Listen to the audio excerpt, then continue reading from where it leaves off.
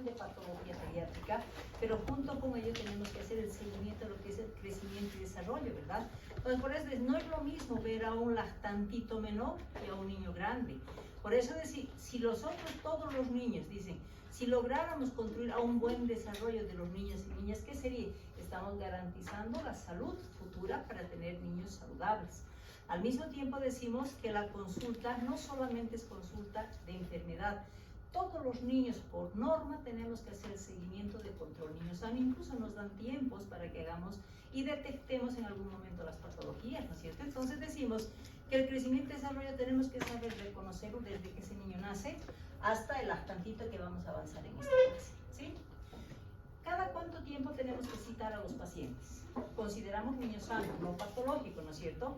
Entonces decimos, toda vez que ese niño ha nacido, tenemos que controlar factores de riesgo después del nacimiento. ¿Y cuál es el tiempo de factor de riesgo? Son los 7 primeros días. Entonces es obligatorio llamar a los 7 días para detectar qué nos sirve la detección hasta los 7 días. ¿Cuáles son los factores de riesgo que tiene un recién nacido después del nacimiento? Entonces, consulta hasta los 7 días, vigilar ¿qué? ¿Qué creen que es importante vigilar en un recién nacido? La alimentación. Ya la alimentación, que esté con una buena lactancia, que esté con buena ganancia de peso, y además, ¿qué tenemos que tener? Y si vamos a tener una consulta pediátrica de un niño de 7 días y la mamá dice, ha nacido con 3 kilos y ahora está con 2,700, ¿será motivo de preocupación? Sí. Yo diría que no. ¿Por qué? Porque la primera semana ese bebé está en etapa de adaptación a la vida extrauterina. Por lo tanto, la primera semana puede bajar hasta un 10% de su peso. Entonces, la primera semana hay que explicar a la mamá que eso es normal. Cuando nos preocupamos que ese niño no esté ganando de peso, las próximas semanas que lo vamos a detectar. Entonces, la primera semana es clave para decir si ha bajado y cuánto va a ir ganando, ¿sí? ¿Qué otras cosas tengo que vigilar en la primera semana? ¿Qué tenemos que vigilar? ¿Qué cosas pueden pasar con ese bebé? Que no esté amarillito. Muy bien, entonces estoy hablando del control de la ictericia, ¿no es cierto? Porque sabemos que la ictericia, dentro del componente fisiológico de un neonatito en los primeros 7 días, puede desarrollar una ictericia fisiológica.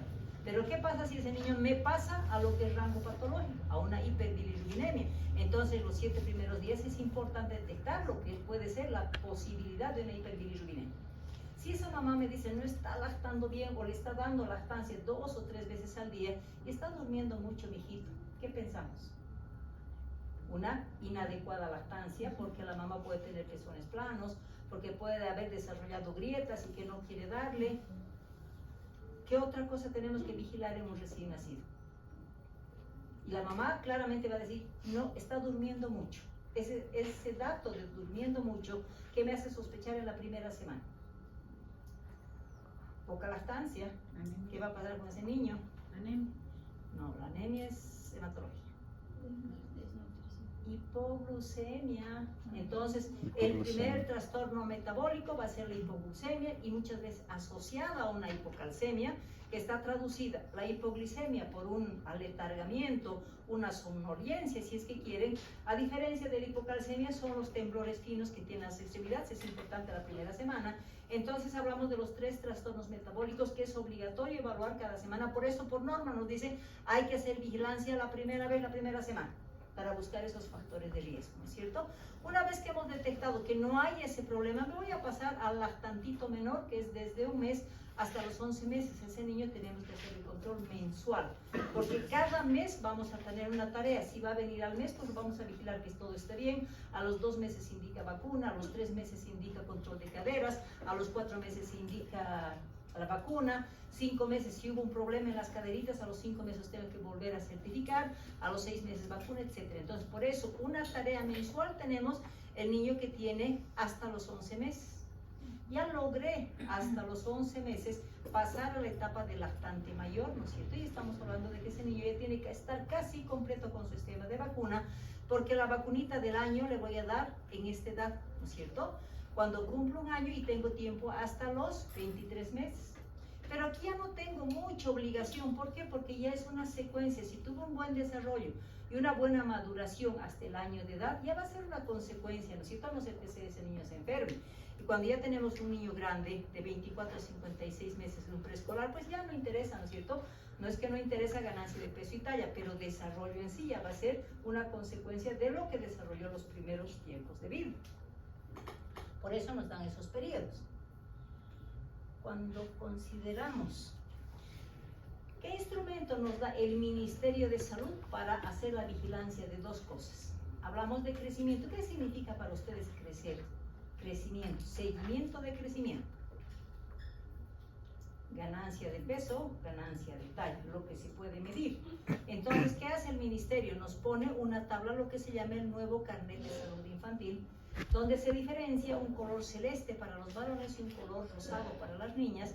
Pero hay un carnet donde inicialmente antes se manejaba el peso, actualmente nos dice es más importante la talla. ¿Por qué?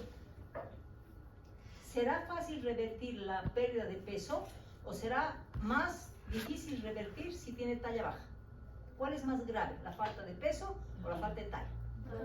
Talla, porque la talla está impactando algo para que no esté creciendo. En cambio, la ganancia de peso, con una buena alimentación y una frecuencia adecuada, vamos a lograr revertir en un mes, 2 meses, ¿verdad? Entonces, nos pone como la condición talla y al mismo tiempo nos dice, no, hagan la vigilancia del desarrollo que está siguiendo ese niño. Por lo tanto, dentro de los conceptos que vamos a manejar, decimos, claramente, el crecimiento significa antropometría, aumenta el tamaño corporal. Eso se va a deber a que el organismo va a ir multiplicando células para el crecimiento, ¿no es cierto? Y todo el organismo va a crecer. Pero junto con el crecimiento, esto tiene que estar relacionado obligadamente con el desarrollo. ¿Por qué? Se dice que hay un paralelismo de ambos. No puede el niño crecer más y desarrollar menos, ya es patológico. O desarrollar más y crecer menos. Entonces hablamos de un paralelismo y el momento que se separa eso del crecimiento y el desarrollo, automáticamente se considera ya un problema patológico en el niño. Y cuando hablamos de si está creciendo el organismo, al mismo tiempo tiene que organizarse, tiene que estructurarse, ¿verdad? Entonces el desarrollo va a significar ese crecimiento, pero una organización celular, una organización de funciones. Entonces el desarrollo en sí está en base a ¿qué? Como hablamos de sistemas y hablamos de órganos específicos, esos órganos van a crecer, pero su función va a ir madurando. Entonces la diferencia del crecimiento es antropométrico y el desarrollo es funcionalidad de órganos y tejidos. Hemos dicho que ambos tienen que tener un componente paralelo, ¿no es cierto? Y al mismo tiempo decimos, ¿será que todos los niños tienen condición de crecer adecuadamente y desarrollar adecuadamente? Ahí vamos a depender de dos factores. Algo que es propio del organismo, que se van a llamar factores endógenos, y otros factores que van a intervenir en mejorar ese crecimiento, que se consideran los factores exógenos. Cuando hablamos de factor endógeno, algo propio del niño, ¿de qué depende de que un niño tenga características, tamaño específico, muchas veces hasta peso específico? Genético. Los padres heredan a los niños ese factor genético, ¿cierto?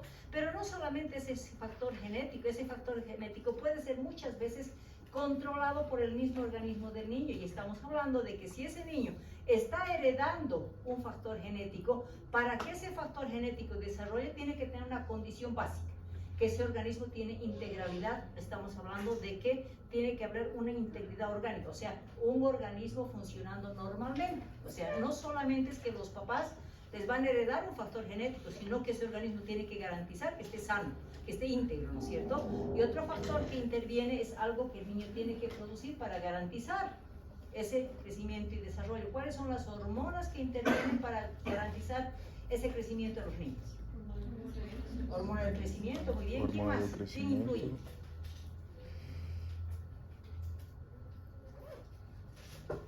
La hormona tiroidea, porque tiene funciones determinadas. Entonces, ambas hormonas van a ser, por lo tanto, esos dos factores son intervinientes para que ese niño logre que ese código genético que le pasaron los padres se mejore muchas veces, ¿no es cierto? Y ahí hablamos de los factores exógenos, que no es dependiente del niño, y hablamos del medio ambiente. ¿Qué significa el medio ambiente? ¿Qué creen ustedes que va a intervenir para que ese niño, si ustedes ven ahora, los papás son más chiquititos, los hijos son más grandes, ¿no es cierto? ¿Por qué será eso? Porque se ha estimulado en algún momento ese factor genético. Si ustedes ven la fórmula de la relación, a ver, mijito, ¿cuánto va a tener de talla? Les relacionan padre y madre, ¿verdad? Para determinar la posibilidad de talla de los hijos. Pero ¿de qué depende? Depende primero del medio ambiente. Yo les hago una comparación. Por ejemplo, Si estamos hablando de los ambientes, hablamos de clima y altura. Si consideramos una niña, por ejemplo, que está en etapa de maduración, que es donde más se ve, esa niña de 11, 12 años, ¿sí?, que vive en el altiplano, ¿cuál va a ser su condición de crecimiento y desarrollo? ¿Va a ser óptimo? Cuanto más altura, hay menor concentración de oxígeno. Tiene que producir más glóbulos rojos, tiene que compensar, entonces se le da menos oportunidad, ¿no es cierto? Un factor. Y comparen esa niña de 12 años y que vive en la playa, a nivel del mar, que sea del Brasil, van a ver que son niñas ya totalmente formadas por la oportunidad que se le dio a mejor condición de clima y altura, ¿no es cierto? Y al mismo tiempo, ¿cuál es el factor más importante que me va a potencializar el factor genético, que es lo que está ocurriendo ahora? Nutrición. Nutrición. Si nosotros a un niño mismo con padres más bajitos lo nutrimos adecuadamente, vamos a potencializar y vamos a garantizar de que ese niño tenga mejores condiciones de crecimiento y desarrollo. Entonces es importante esa relación con la nutrición para que nosotros queramos que el niño vaya teniendo oportunidad de mejorar su oportunidad de crecimiento. Entonces, ¿cómo potencializamos el código genético? Esto es propio del niño, tiene que funcionar. Pero ¿cómo potencializamos? Principalmente, si no tengo condición de cambiar el medio físico, clima o altura, pero puedo potencializar con la nutrición. Y mismo teniendo en condiciones de una altura, y si potencializamos a ese niño con una buena nutrición, vamos a lograr que ese niño tenga mayor oportunidad de crecimiento. Entonces ahí estamos hablando, ¿no?, que el crecimiento de un niño y el desarrollo obviamente tiene características ya determinadas en todo ser humano. No puede crecer primero las manos y después la cabeza. Entonces se dice que la dirección siempre va a ser en sentido cefalocaudal. Cuando hablamos de velocidad, ahí determinamos que es de acuerdo a la edad. ¿Cuál es la etapa del ser humano en que crece más? Durante la infancia. Decimos, cuanto más chiquitito el niño, crece más, porque si ustedes van a ver recién nacidos, la mamá le feliz, le compra un montón de ropas, ¿no es cierto? Al mes, a los 2 meses ya les hace ropa, ¿no? ¿No es cierto? Porque ya ha crecido, ya ha ganado. Entonces, cuanto más pequeño sea el bebé, va a tener mayor oportunidad de ganancia de peso y talla. Esa es oportunidad, ¿no es cierto? Aquí ya se estanca y en la edad escolar se va a ir estancando. Entonces, hablamos de que la velocidad va a depender de la edad. ¿Y cuál es la etapa de mayor crecimiento? Hablo de crecimiento y ganancia de peso en la vida del ser humano. ¿En qué momento un niño puede crecer en 9 meses 50 centímetros y puede ganar 3 kilos a 4 kilos? En 9 meses, en la gestación, ¿no es cierto? O sea, el ser humano, su mayor desarrollo está determinado durante la vida intrauterina, ¿no es cierto? Hablamos de un ritmo, tiene siempre un patrón de crecimiento, tiene que tener proporciones de la cabeza, tórax, abdomen y extremidades. Y hablamos de momento. ¿Cuál es el momento, el mejor momento para el sistema nervioso central? Por ejemplo, hasta los 2 años se dice que el cerebro del ser humano crece hasta los 2 años el 70 hasta el 80%. Termina ese su 80% a los 4 años. Después completa hasta los 5 años y después de los 5 años la única oportunidad que tiene de desarrollar el cerebro es 20%. Entonces por eso se dice que la nutrición tiene que optimizarse antes de los 5 años.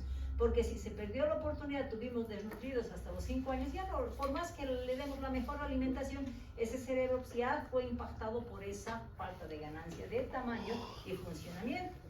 Entonces, hablamos del sistema genital. ¿Cuándo es el momento de crecer y funcionar? Anatómicamente, si nosotros desde que nace el niño está estructurado con genitales femeninos, masculinos, pero solamente estructuralmente, sin función, ¿no es cierto? Entonces, ¿cuál es la etapa? El momento del funcionamiento del sistema genital. La edad prepuberal, puberal, ¿no es cierto? Y el sistema linfático va relacionado con el sistema genital y finalmente la ganancia de peso general va a ser cuanto más chiquitito sea, va a crecer más y va a ganar peso más y después tenemos un estancamiento. Cuando ya estamos hablando del papel de las hormonas, dijimos, ¿no? La etapa del ser humano que tenga mayor crecimiento es la vida intrauterina. ¿Será dependiente de la hormona del crecimiento? Porque eso pensamos, ¿no es cierto? Crece porque pues tiene que crecer. ¿Qué dicen ustedes?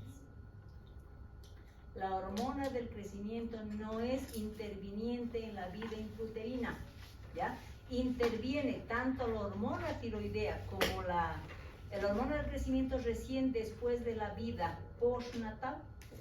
El crecimiento de los 50 centímetros y la ganancia del niño es dependiente de una hormona que se llama la somatotrofina coriónica, que está producida por la placenta de la mamá. Entonces, eso va a hacer que crezca ese niño. Nace y recién van a inducir el crecimiento adecuado a las hormonas. Hablamos de la hormona del crecimiento, que se va a encargar de la multiplicación celular. Hablamos de la hormona tiroidea, que es la que va a producir proteína y crecimiento somático. Entonces, ambas van a estar constituidas para lograr eso que estamos buscando, un buen crecimiento y desarrollo. ¿Por qué creen que en el niño se hace un tamizaje neonatal? ¿Qué tamizaje neonatal hacemos en nuestro medio? No, tamizaje neonatal, hacemos la valoración del TSH de nacimiento.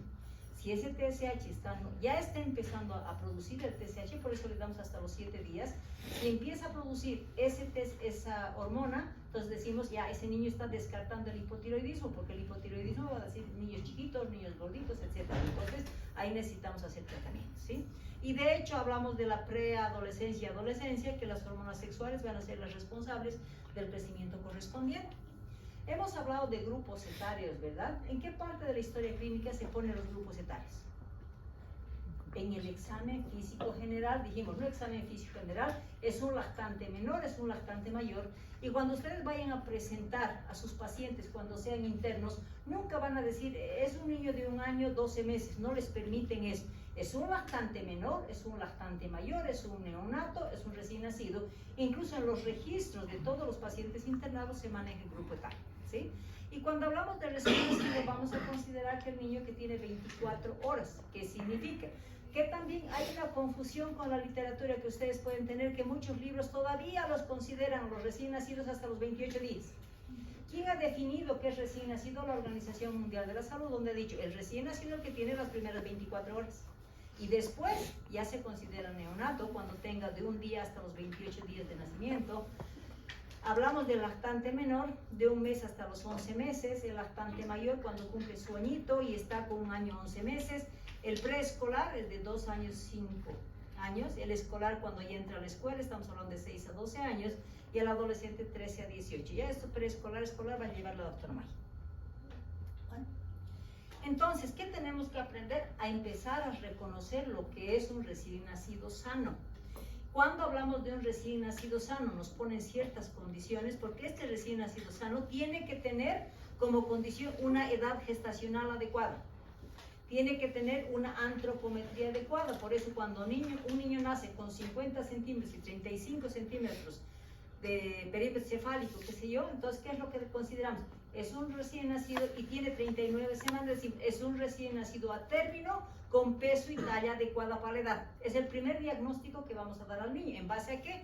En base a demostrar que tiene una edad gestacional y una antropometría adecuada. Cuando estamos hablando de, ahora, ¿cómo voy a valorar funcionalmente a ese recién nacido? Tengo que evaluar la transición que se está dando de una vida intrauterina a una vida extrauterina. Entonces tengo que evaluar los componentes que tengo que ver después de que ese niño ha nacido. Y finalmente muchas veces tengo que hacer una valoración neurológica, porque eso me va a decir si es un niño maduro, y al mismo tiempo voy a ver qué reflejos arcaicos tiene, porque la presencia de reflejos arcaicos, ¿qué me está diciendo? Es un niño maduro. Por lo tanto, estas condiciones les permite diagnosticar como un recién nacido sano. Estos parámetros nos dicen, primero hemos dicho, vamos a evaluar la edad gestacional, hemos dicho, ¿no? Para decir, tiene 30. ¿A partir de qué edad nosotros consideramos niño sano, niño maduro? ¿A partir de qué edad? ¿Mi gineco no han llevado todavía eso? No. Entonces estamos hablando a partir de las 37 semanas hasta las 41 semanas es un niño a término. 42 semanas es un posttérmino, 36 semanas es un pretérmino, ¿no es cierto? Entonces, qué autor me permite determinar esa diferencia? Entonces, hay 2 autores que manejan, uno es Capurro y otro es Usher. Usher, ¿qué me dice? Usher me permite solamente definir si es un prematuro, si es un limítrofe y si es un niño a término, ¿sí? Cuando estamos hablando de los signos que vamos a buscar, les voy a ordenar un poquito esto. Siempre evaluando un sentido cefalocaudal. Usher dice, hay que ver primero el cabellito, ¿sí? ¿Alguna vez han visto un prematurito ustedes? ¿Nunca? Un prematuro todo va a tener cabellos bien finitos, bien aislados, a veces hasta sin cabellos nacen, ¿no es cierto? Entonces, el cabello va a ser fino, aglutinado y difícilmente muchas veces se puede separar de la grasita que tiene, del vérmiz, ¿no es cierto? Cuando es prematuro, cuando es limítrofe, es todavía cabello finito y todavía es difícil de separar. En cambio, un niño que es recién nacido a término, los cabellos son abundantes, son bien gruesitos, es fácil de separar, ¿no es cierto? Entonces me permite la diferenciación. Después me voy al pabellón auricular. Usher, ¿qué evalúa? Evalúa la presencia del cartílago del pabellón auricular. ¿Qué me dice? Hay que evaluar la plegabilidad. ¿Qué significa? Que cuando hablamos del pabellón, vamos a doblar, agarran la orejita, la doblan así y en el prematuro se queda porque no hay cartílago que sustente. Entonces es fácil, es plegable, o sea, no se vuelve a su lugar. Entonces es fácilmente plegable, se plega así, ¿ya? Cuando es limítrofe se pone así y después lentamente va poniéndose a su lugar. En cambio un madurito rapidito se vuelve a su lugar porque es rígido, ¿no es cierto? Luego de los pliegues vamos al nódulo mamario. El nódulo mamario va a evaluar el tamaño, no le interesa el pezón, simplemente se agarra, es la glándula, como lo considera como nódulo. Un prematurito va a ser menos de 0,5 centímetros de diámetro, un intermedio va a ser de 0,5 a 1 centímetro, en cambio un madurito va a tener una glándula bien formadita y va a ser mayor de un centímetro de diámetro, ¿no es cierto? Cuando estamos hablando luego de los genitales, Usher diferencia claramente lo que son los genitales masculinos y femeninos. Si estamos hablando de los genitales masculinos, ¿qué evalúo? Un prematurito tiene genitales sin rugosidad, sin pigmentación y no hay descenso testicular, ¿no es cierto? El prematuro. El limítrofe ya hay un poquito de arrugas y podemos encontrar los testículos en escroto. En cambio, en el maduro es pigmentado, es rugoso y los testículos están en su lugar, ¿no es cierto? Cuando hablamos del sexo femenino, ¿qué vamos a ver? Normalmente, el sexo de las niñas se ve que los labios mayores cubren totalmente a los menores, ¿no es cierto? Eso es lo que es una niña madura. En un prematurito más desarrollado se ve el labio menor y el labio mayor está abierto, o sea, no se forma el labio mayor. El limítrofe ya ambos están desarrollados, la mitad, pero cuando es una niña madura, los labios mayores están cubriendo totalmente a los labios menores. Y finalmente nos vemos en la planta de los pies y se ve la rugosidad, los pliegues que tiene, y decimos, es un prematurito menos de 1/3 de la parte anterior. Vamos a ver en la próxima diapositiva estos pliegues. Luego tenemos si toma 2/3 anterior o si toma toda la planta de los pies. Entonces, simplemente visualizar esto nos puede decir, simplemente limitar, es menor de 36 semanas, desde 36 hasta las 38 semanas o 30, no hay precisión, ¿verdad? En esto no hay precisión, simplemente nos permite sospechar. El que es preciso es el método de Capurro. Esta evaluación se tiene en todas las maternidades porque es obligatorio, como les digo, evaluar la edad gestacional, donde va a evaluar también la oreja, pero no evalúa la presencia del cartílago, sino la curvatura. Si se fijan acá, esta curvatura evalúa Capurro. El prematurito no tiene curvatura. El más prematuro, no, aquí es el prematuro extremo, ¿ya? Aquí el prematuro limítrofe estamos con una poca curvatura. Aquí de 36, 37 semanas ya tiene más curvatura y aquí el madurito tiene toda la curvatura, ¿verdad? Cuando estamos hablando de la glándula mamaria, define dos cosas, glándula mamaria y estamos hablando del pezón, donde van a ser, aquí va a ser, no es palpable, aquí ya es ligeramente palpable, luego va a tener unos 5 a 10 milímetros y va a tener más de 10 milímetros. Estamos hablando de la glándula mamaria. Aquí determina la forma del pezón, aquí no es palpable, aquí ya ligeramente palpable, aquí ya se visualiza con 7 milímetros y aquí ya se visualiza un poquito mejor. Cuando hablamos de la textura de piel, ¿cómo es la textura de piel del prematuro? Es transparente, gelatinosa, ¿no es cierto? Entonces decimos, es una piel demasiado fina y a medida que va madurando, va engrosando. Y al mismo tiempo, si hablamos de plantas de los pies, lo que les decía, ¿no? Si es un prematurito extremo, aquí no hay ni una sola lineecita.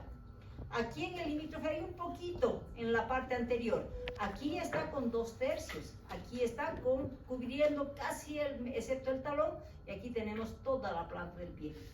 Entonces, y nos dan puntaje, ¿no? 0, 8, 14, 24, etcétera, etcétera. Esto no necesitan aprender en este momento. Pero ¿qué me significa? Todo lo que haya detectado voy a ir sumando, ¿no es cierto? Y esa sumatoria, ¿qué me dice? Voy a sumar al 204. ¿Para qué? Para que me dé el total que vaya a dividir entre 7. ¿Y qué me dice? El resultado me va a dar el número de semanas con el que ese niño ha nacido. Entonces, ¿quién es más preciso? ¿Usher o Capurro? Capurro, ¿no es cierto? Capurro. Bueno, hemos hablado de los reflejos arcaicos. El reflejo arcaico del bebé, ¿en el maduro está presente o en el prematuro? En el maduro. Entonces, otro diagnóstico de madurez, donde si vamos a hablar de los reflejos más importantes que el niño va a tener para garantizar su vida, que es la alimentación, ¿cuáles son los dos reflejos más desarrollados? El reflejo de succión, búsqueda primero y succión. Entonces, si a un bebé recién nacido ustedes le ponen el dedo cerca del labio, ¿qué va a significar? Inmediatamente va a pensar que es el pezón de la mamá y va a querer buscar, ¿no es cierto? Por eso se llama el reflejo de búsqueda. Por eso cuando la mamá le va a dar de lactar el pezón, basta que le toque el labio, el niño empieza a buscar para agarrar ese pezón. Una vez que ha agarrado, va a tener el reflejo de succión que le va a garantizar la alimentación, ¿no es cierto? Los dos primeros reflejos. Luego, ¿qué es lo que hacemos? Cuando ese bebé está tranquilo, ustedes le ponen el dedito a la mano, inmediatamente por reflejo nos agarra. Ese es el reflejo de prensión. Cuando hablamos del piecito, los piecitos, el dedito generalmente está así, ¿no es cierto? Ustedes le presionan cerca de los dedos y los deditos del pie, inmediatamente encogen. Entonces hablamos del reflejo plantar y reflejo palmar. Pero hay algo que nos llama la atención, que es el reflejo de Babinski. Eso consideramos un reflejo neurológico, patológico, ¿no es cierto? ¿Sí o no? Y si encontramos un Babinski en un niño, ¿será patológico? No. Es normal. Entonces, ¿cómo evaluamos? En la plantita del pie, si nosotros vamos a ver, vamos a poner aquí el dedo, vamos a friccionar la parte externa del piecito. ¿Y qué es lo que hace? Los deditos los abren, ¿no es cierto? Entonces, es obligatorio también evaluar el Babinski. Y finalmente hablamos de la marcha automática, que vamos a agarrar al niño de la cintura y solamente poner en contacto los piecitos con una tela, con la cama, con la sábana, el niño empieza a marchar. Por eso se le ha dado el nombre de la marcha automática. Hemos dicho la posición es importante, puede estar en decúbito dorsal, puede estar en decúbito ventral o decúbito lateral, donde depende de la costumbre que la mamá tenga para hacer dormir al niño. Generalmente, pero ¿qué se recomienda? Que no opte por una sola posición, porque si lo va a poner en decúbito dorsal, ¿qué riesgo tengo? Y lo que más se recomienda a las mamás: nunca poner en decúbito dorsal a un niño. ¿Por qué? ¿Por qué? Porque el niño hasta sus 2 meses tiene tendencia a la regurgitación por la inmaduración esofágica que tiene. Entonces, si está en decúbito dorsal y el niño regurgita y la mamá no está ahí, entonces puede broncoaspirarse. Entonces, nunca en decúbito dorsal, de preferencia siempre en decúbito lateral. ¿Por qué? Porque los huesitos de la cabecita no están fijados, entonces, y un día de un lado y otro día de otro lado, para que esa cabecita no pueda deformarse, porque muchas veces van a ver, si lo hacen dormir todo el tiempo de un lado, va a tener plana la cabecita, ¿no es cierto? Entonces, eso hay que recomendar para evitar problemas. La postura es importante, el tono muscular, pues es un niño que se tiene que mover activamente. Los reflejos arcaicos, que ya lo hemos visualizado. El estado de alerta, ese niño puede estar toda la noche despierto y en el día dormir feliz. ¿Por qué creen que es eso? Porque muchas mamás van a decir eso: en la noche no me deja dormir y en el día vive feliz, duerme feliz, decimos, ¿no es cierto? ¿Por qué? Porque ese niño necesita bulla, necesita luz, ahí está durmiendo feliz. En cambio, en la noche hay oscuridad, no hay bulla, no hay momento, no le molesta. Entonces, ¿qué está haciendo? Está controlando su reloj biológico al revés. Se cree que el día es para dormir porque es el mundo que le rodea, que le gusta, y duerme feliz. Y en la noche, como no hay movimiento, ya no le gusta, entonces está invirtiendo, y eso no es bueno. Por eso muchas veces se recomienda mantener las ciertas horas despierta al niño, para que no tenga ese hábito de dormir todo el día y en la noche no poder dormir, ¿no es cierto? El sueño es importante, y el llanto muchas veces es el motor, voy a decir, de movilizar a toda la familia. Un niño que llora, toditos están al lado del niño, ¿no? ¿Por qué está llorando? El niño muchas veces llora por llamar la atención, simplemente, sin que haya dolor o que medite algún problema, ¿no?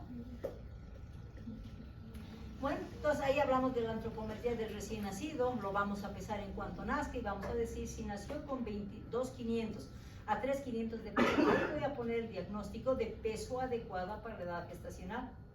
Si ese niño va a tener mayor peso, ya me está diciendo cuidado, hay peligro, ¿no es cierto? Entonces, si nace con 3,600 a 3,900 y es grande para la edad, ¿qué me significa niño grande? Cuidado, si es que no tiene buena lactancia, va a desarrollar una hipoglucemia. Cuidado, puede presentar una ictericia. Y peor si esto con macrosomía, cuando estamos más de 4 kilos, ahí tenemos la certeza de que el macrosómico siempre va a desarrollar. Nuevamente hablamos de los trastornos metabólicos. ¿Por qué? Porque el hecho de que una mamá produzca un hijo con 4 kilos, ¿qué significa? ¿Qué probabilidad? O sea, no es certeza, ¿no? ¿Por qué una mamá puede tener hijos de 4 kilos, 4,200, 4,500? La diabetes, puede haber desarrollado una diabetes gestacional, y al haber desarrollado una diabetes gestacional, la primera complicación que va a tener es una hipoglicemia, por consecuencia del hiperinsulinismo que produce en la vida intrauterina, ¿no es cierto? También medimos la talla, que 48 a 50 centímetros es normal, y si hablamos del perímetro cefálico, hablamos de 35 como promedio, más 2 menos 2.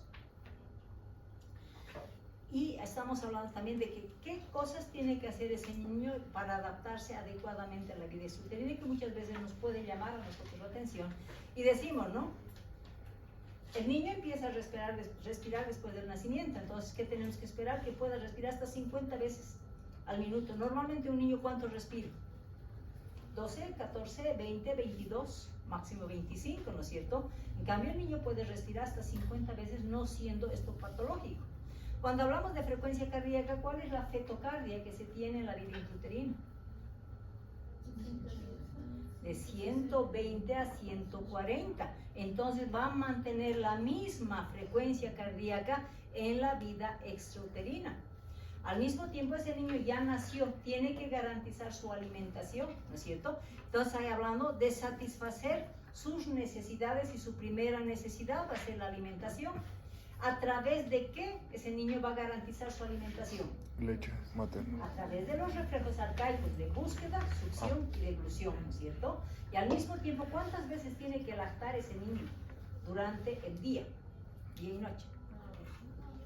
Decimos cada 2 a cada 3 horas, ¿no es cierto? Y en promedio hablamos de 8 a 10 lactancias por día, ¿no es cierto? Y si estamos hablando de lactancias, si está hablando de que va a tomar leche hasta 10 veces, 8 a 10 veces al día, ¿habrá una relación con las deposiciones? ¿Qué? ¿Qué relación? Más come, Más come, más va al baño. ¿Por qué? Hablamos de frecuencia de deposiciones 3, 5, 7 veces. Y la mamá dice, no sé qué pasa, pero cada vez que le doy leche hace su deposición y tengo que cambiar pañales. Entonces, ¿por qué hay esa relación de digestión de leche más deposición? ¿Qué tiene ese niño para tener esa relación de ingesta con deposición? Un reflejo. ¿Qué se llama ese reflejo? Es el reflejo gastrocólico. En otras palabras, toma y elimina, ¿no es cierto?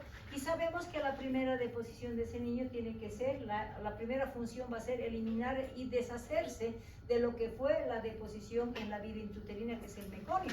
Entonces va a ir eliminando meconio, y hay que controlar eso, que el meconio es una deposición oscura, casi negra, vamos a decir, que va eliminando hasta entrar una deposición de transición y después una deposición amarilla, ¿no es cierto? Eso en la etapa postnatal. Cuando estamos hablando de las características hematológicas, ¿será que el niño tiene la misma concentración hemática que tenemos todos? ¿Cuál es la variante de un recién nacido? Hasta un neonatito, hasta sus 28 días. Es un niño hemoconcentrado, tiene mucho eritrocito. Otra variante del componente hemático, que su vida es corta, por eso esa vida corta lo lleva a un envejecimiento precoz. Si es envejecimiento precoz, ¿qué me significa? Hemólisis. Por eso es que, como hay hemólisis, y al hacer la hemólisis va a liberar el grupo E, va a convertir después en biliverdina y luego en bilirrubina indirecta. Por eso es que la mayoría de los niños va a desarrollar una ictericia fisiológica por esa hemoconcentración, y cuando ya tienen otros factores de riesgo van a ir a una ictericia patológica, ¿no es cierto? Entonces, en grupo fórmula roja tenemos hemoconcentración. ¿Y será que los glóbulos blancos van disminuyendo? También tienen una concentración elevada. Los glóbulos blancos también son elevados. ¿Cuál es el valor normal de glóbulos blancos? ¿De cuánto a cuánto consideramos en general normal? de 5.000 a 10.000 consideramos, ¿no es cierto? Y si estoy hablando de que hay más leucocitos en este niño, ¿qué vamos a considerar? ¿Hasta cuándo consideré normal? Puede tener 15.000, 16.000, 17.000 ese niño. Y si nosotros vemos un hemograma con 15.000 glóbulos blancos, nos asustamos, ¿no es cierto? Decimos, está en un proceso infeccioso. En un recién nacido, un neonatito es normal, ¿sí? Y cuando hablamos de la hemoglobina, ¿cuál es el valor de la hemoglobina? Normal. Hablamos de 13, 14, desde 12, ¿verdad? En el niño, por la vida corta que tiene y la liberación por el envejecimiento precoz, puede llegar hasta 20 como valor de hemoglobina. Entonces son cambios hemáticos que tiene, pero algo que sí es motivo de consulta en pediatría es el hecho de que tengamos la transferencia hormonal. Alguna vez ustedes van a ver que las niñas principalmente tienen una secreción vaginal, parece una leucorrea, ¿no es cierto? Y la mamá se preocupa y dice, ¿por qué está botando esa secreción blanquecina? Es porque la mamá le está haciendo el traspaso hormonal y está produciendo lo que se llama la leucorrea de la recién nacida. Muchas veces se está manchando de sangre el pañal, dice, ¿no? Es la pseudomenstruación de la recién nacida también como causa hormonal. Inmediatamente si tenemos la leucorrea y el sangrado que vamos a ver, niño, vamos a valorar la glándula mamaria, y la glándula mamaria está aumentada. Y si comprimimos, no es de rutina que se comprime, pero si comprimimos suavemente, ¿qué es lo que produce esa glándula mamaria? Leche. Entonces, vamos a hablar de la leche de bruja. No siendo esos tres factores componente patológico, es transitorio y se considera simplemente la transferencia hormonal por parte de la mamá. Bueno, eso es lo que tenemos que saber del recién nacido, ¿no es cierto? Pero quiero ver pues ahora cuál es el desarrollo del recién nacido. Entonces, cuando hablamos del desarrollo motriz, el desarrollo motriz del niño está evaluado solamente por el tono muscular y los movimientos activos que tiene. O sea, el niño se mueve como quiere, ¿no es cierto? Pero no son movimientos voluntarios, simplemente son movimientos espontáneos.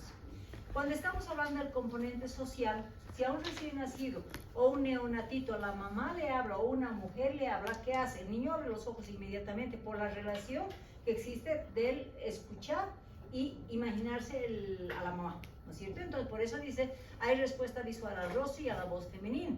Y la audición a veces dice, no escuche, es chiquitito, dice, no, a ver, hagan un ruido fuerte al lado de un niño, inmediatamente se va a asustar y va a empezar a llorar. Entonces, la audición sí se va a comprobar que escucha perfectamente si es que hay un ruido que lo asusta, ¿no? Un ruido fuerte. Entonces, si hablamos de todo ese desarrollo, tenemos que evaluar en toda consulta pediátrica desde que ese niño nace hasta los 28 días de vida, ¿no es cierto? Ese es el parámetro de seguimiento. Cuando ya estamos hablando de desarrollo del lactante, vamos a evaluar la motricidad gruesa, fina o el lenguaje. Cada momento en que nos define. Hemos dicho que la motricidad del desarrollo va a marcar cada 3 meses. 3 meses, 6 meses, 9 meses, 18 meses y 48 meses, ¿no es cierto? Eso manejamos. Cuando estamos hablando del niño de 3 meses, ¿qué tengo que vigilar de un niño que tiene 3 meses? ¿Qué madura muscularmente? El cuello. Entonces, en la motricidad gruesa voy a evaluar el sostén cefálico. ¿Qué pasa con ese niño si le damos una sonajera?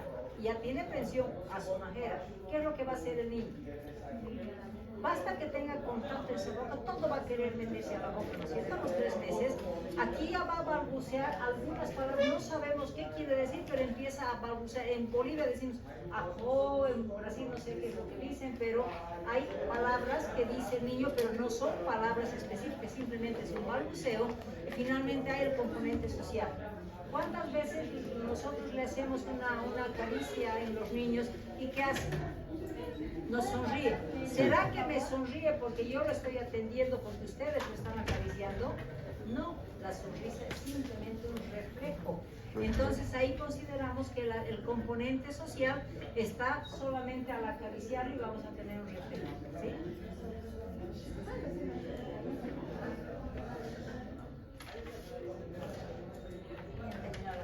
¿Sí? Gracias. Ya, entonces está claro, ¿no es cierto? Los 3 meses. ¿Qué evaluamos a los 6 meses? ¿Qué músculos maduran a los 6 meses? Los músculos dorsales. Por lo tanto, ¿qué pasa con ese niño? Se sienta solo, ¿no es cierto? ¿Qué pasa? Antes teníamos que poner la sonajera para que intervenga el reflejo de prensión a los 3 meses, ¿no es cierto? ¿Qué pasa a los 6 meses? El niño le ofrecemos un juguete, el niño agarra. Entonces ya tenemos un agarre voluntario, por lo tanto ese niño ya tiene condición de juego. Y si ese niño ya puede sentarse y le dan un montón de juego o le hacen monerías a un niño, ¿qué hace? El niño tiene condición ya de entablar esa relación social y ríe a carcajadas, y finalmente el niño ya sabe aceptar o devolver juguetes. Entonces ya entra el componente juego con ese niño. Cuando hablamos de los 9 meses, ¿qué músculos maduran a los 9 meses? De las piernas, de los miembros.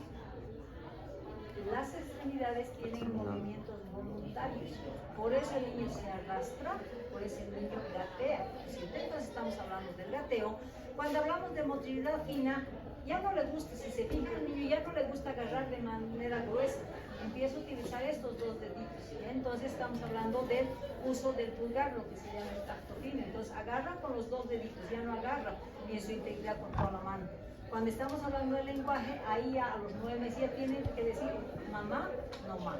Mamá, no dice mamá, ma o pa, la primera palabra, ¿no es cierto? ¿Por qué dice primero ma o por qué dice pa? ¿Por qué creen? Y ahí se alegran los papás. Primero ha dicho ma, primero ha dicho pa. ¿Por qué creen? ¿Será simplemente espontáneo? Porque a los 9 meses ese niño ya tiene condición de reconocer quién es su padre, quién es su madre, quién es su hermano. Es la mayor afinidad. Si le cae mejor su mamá, va a decir ma. Si le cae mejor su papá, va a ser pa. Entonces es la diferencia de afinidades. Por favor, que bajen. Por favor, voy a ver este tema. ¿O quieren que esta parte lo deje para la próxima clase? Porque me falta crecimiento. Entonces vamos a llevar hasta recién nacido, y lo que es lactante lo pasamos a la próxima clase. ¿Sí? Porque Ya. tienen ginecopeo también, ¿no? Sí. No los